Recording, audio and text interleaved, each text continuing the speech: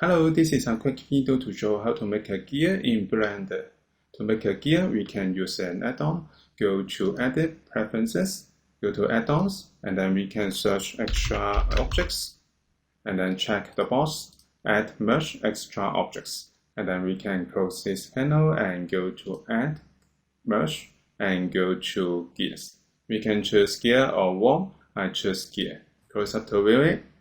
I want to show it clearly. We can switch on the wireframe, and then if we want to customize the gear, we can go to the Add Gear panel, and then we can have many settings. For example, we can adjust number of T.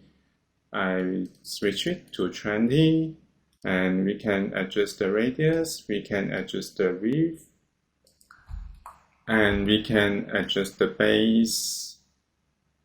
And there are many settings that we can adjust. So this is how we can make a gear in Blender. Thank you for watching this video. Hope this helped. Please subscribe this channel. More video will be shared with you.